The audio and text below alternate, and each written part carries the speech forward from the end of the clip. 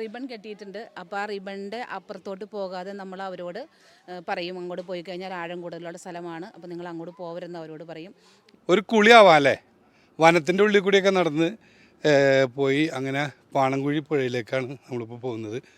സുരക്ഷിതമായിട്ട് നമുക്ക് കുളിക്കാം, കുട്ടികൾക്കും മുതിർന്നവർക്കൊക്കെ കുളിക്കാം.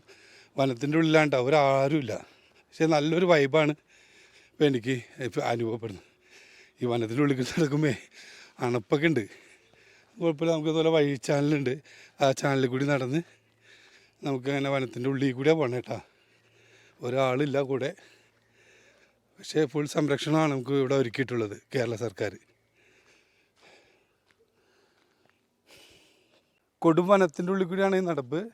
ഇപ്പോൾ നമ്മൾ ഡ്രസ്സൊക്കെ മാറി നേരെ അവിടെ ഒരു പുഴയുണ്ട്, കപ്രിക്കാട് പുഴ, അവിടേക്കാണ് ഞങ്ങൾ പോകുന്നത്. ഒന്നും പറയാനില്ല കേട്ടോ, ഫുൾ കാടാണ്. കുറേ പക്ഷികളുടെ ശബ്ദം കേൾക്കാം, കരച്ചിലേക്കാം.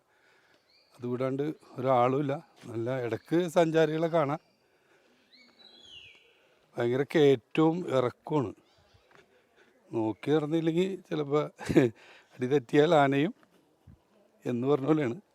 ഈ മഴ പെയ്തപ്പേ ഇവിടെയൊക്കെ പൂപ്പിൽ പിടിച്ചിട്ടുണ്ട്. അപ്പം അതുകൊണ്ട് കുട്ടികളായിട്ട് വന്നവരും മുതിർന്ന വളരെ സൂക്ഷിച്ച് ഇറങ്ങണം. ഈ മരത്തിൻ്റെ വേരുകൾ, അതുപോലെ പാറക്കല്ലുകൾ, ഇതെല്ലാം ഇവിടെ ഉണ്ട്. അതിൻ്റെ ഇടയിൽ കൂടിയൊക്കെ നമുക്കിങ്ങനെ ഇറങ്ങാം. ഒരു പുതിയൊരു വൈബാണിത്.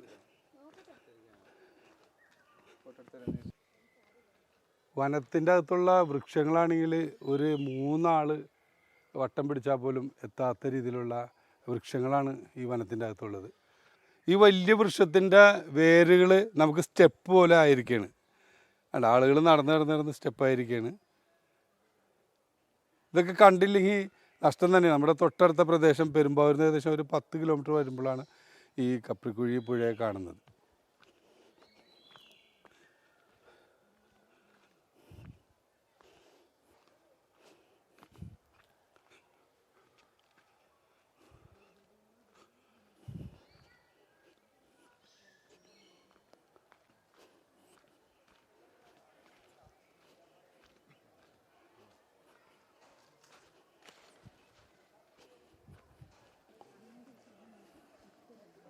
ഇതാണ് പാണൻകുഴി പുഴ. അതായത് ഡേഞ്ചറായിട്ടുള്ള സ്ഥലങ്ങളിലെല്ലാം അവർ റിബൺ വലിച്ചു കെട്ടിയിട്ടുണ്ട്. നിരവധി സഞ്ചാരികളാണ് ഇവിടെ എത്തുന്നത്. നമുക്ക് കുളിക്കാനുള്ള സൗകര്യങ്ങളൊക്കെ അവിടെ ഒരുക്കിയിട്ടുണ്ട്.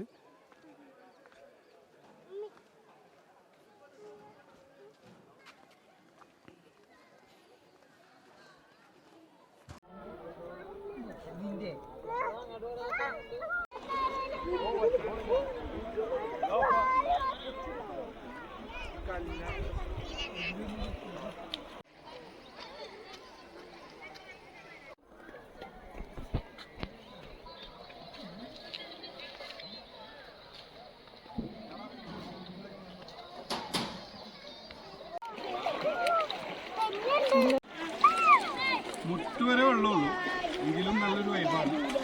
അടിയിൽ പാറയാണ്, നോക്കിയെടുത്തതിൽ ചിലപ്പോൾ അത് കാണാം. ഇതുപോലെ വലിച്ചിട്ട് കുട്ടികൾക്കൊക്കെ വളരെ സുരക്ഷമായിട്ടിരിക്കുക.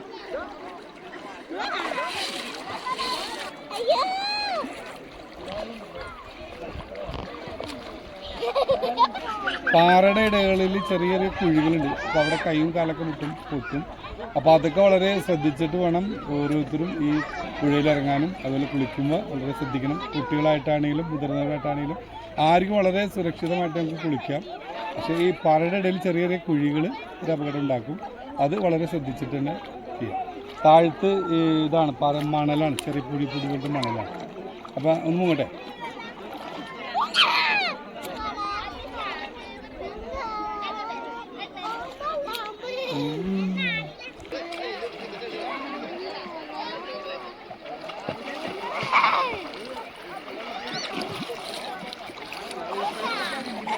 ഞാൻ നീന്തണല്ലേട്ടാ, കൈ താഴ്ത്ത് പൊട്ടും.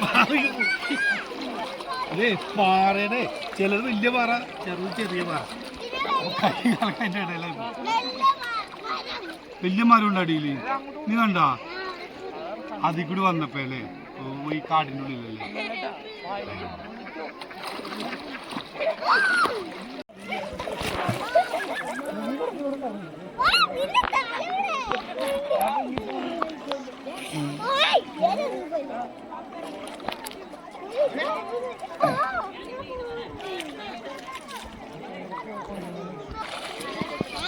ഓരോ വെച്ച് കുളിക്കാം, നീന്തി കുളിക്കാം, എങ്ങനെയാണ് കുളിക്കാം.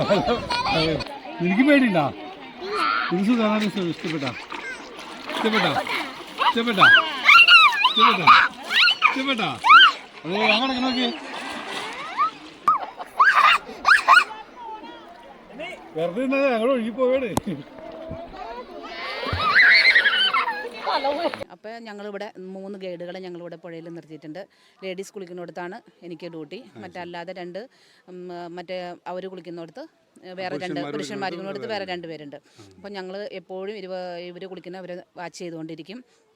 അപകട സ്ഥലത്തേക്ക് അവർ പോകാതെ ഞങ്ങൾ നോക്കുകയും ചെയ്യും. അതുപോലെ അവർക്ക് എല്ലാവിധ ഫെസിലിറ്റിയും ഞങ്ങളിവിടെ കൊടുക്കുന്നുണ്ട്. ഇപ്പോൾ എന്തെങ്കിലും പറ്റിയാൽ തന്നെ ഫസ്റ്റ് എയ്ഡ് ആണെങ്കിലും ഞങ്ങൾ കൊടുക്കും. റിബൺ കെട്ടിയ ഭാഗത്തേക്ക് പോകാൻ പാടില്ല. അവിടെ അതിനപ്പുറത്തോട്ട് ആഴം കൂടിയ സ്ഥലമാണ്. ഇതുവരെ ആരും അങ്ങനെ പോയിട്ടില്ല. ഞങ്ങൾ പറഞ്ഞ കേൾക്കുന്നവരാണ് അവിടെ അധികം എല്ലാവരും തന്നെ. കെട്ടിയേക്കണം. ഇനി ഇവിടെ വരുന്ന ആളുകൾ ഇതുപോലെ റിബൺ കെട്ടിയിട്ടുണ്ടാവും, അതിക്രമിച്ച് അങ്ങോട്ട് കയറരുത്. അതൊരു വലിയൊരു അപകടത്തിലേക്ക് മാറും. അപ്പോൾ നമുക്ക് സുരക്ഷിതമായിട്ട് കുളിക്കാനുള്ള ഒരുപാട് ഏരിയ ഉണ്ട് ഇവിടെ. അവിടെ ഒന്ന് കുളിക്കുക, സന്തോഷിക്കുക. കുടുംബമായിട്ട് തന്നെ വരണമെന്നാണ് എൻ്റെ ഒരു അനുഭവം പറയുന്നത്.